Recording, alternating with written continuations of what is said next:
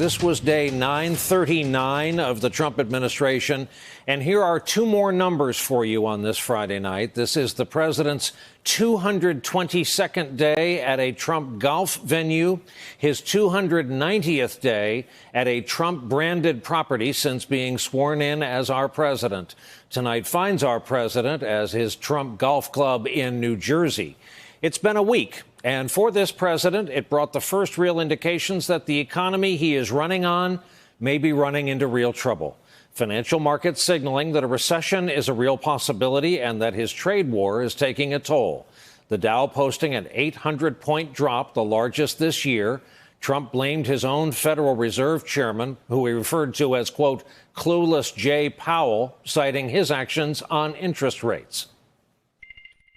Jay Powell should be cutting rates because every country all over the world is cutting, and he raised them too fast. While falsely saying China would pay tariffs and not American consumers, just this week, Trump delayed the next round of tariffs until December, he said, out of deference to the Christmas shopping season. Last night in New Hampshire, he assured his supporters that his strategy would lead to success. I never said China was going to be easy, but it's not tough, and they want to make a deal.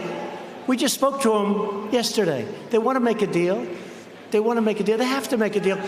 And you know what? It'll be wonderful to make a deal. You have no choice but to vote for me because your 401ks, down the tubes, everything's going to be down the tubes. So whether you love me or hate me, you got to vote for me.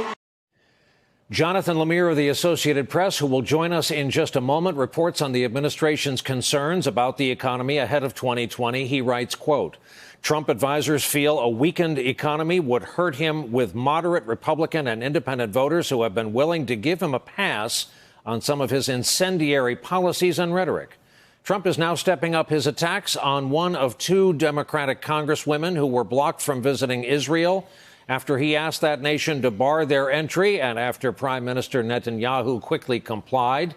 Yesterday, we learned that Congresswomen Ilhan Omar and Rashida Tlaib were not allowed to visit. Today, Israel did relent and gave Tlaib permission to visit so she could see her grandmother, who lives on the West Bank. Tlaib has now decided not to visit on humanitarian grounds. Tonight, Trump weighed in, quote, Tlaib obnoxiously turned the approval down, a complete setup. The only real winner here is Tlaib's grandmother. She doesn't have to see her now. New York Times columnist Tom Friedman writes that Trump's battle with the Congresswoman is part of his effort to activate his base, and we quote, Trump's way of and motivation for expressing his affection for Israel is guided by his political desire to improve his re-election chances by depicting the entire Republican Party as pro-Israel and the entire Democratic Party as anti-Israel.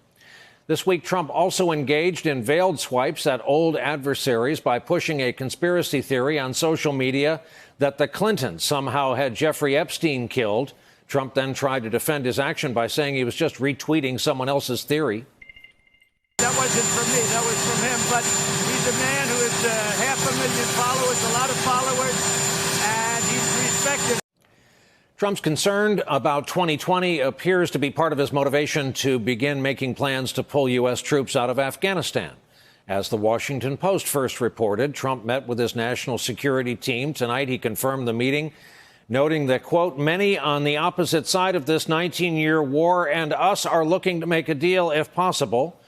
Washington Post reporter Ann Guerin says Trump has made it clear he sees little reason to remain there. The president sees this as a kind of a pointless exercise. He recently referred to the role of the U.S. military in Afghanistan as policemen building gas stations. In addition to all that, Trump will now face the prospect of the House Intelligence Committee taking a more active role in the impeachment effort, the investigation. This, as his former campaign manager, Corey Lewandowski, testifies before the House Judiciary Committee next month. And here's a bellwether that will get the attention of the president's political party, perhaps even the majority leader of the Senate. Republican Senator Susan Collins of Maine may be more vulnerable than first thought in defending her seat in 2020.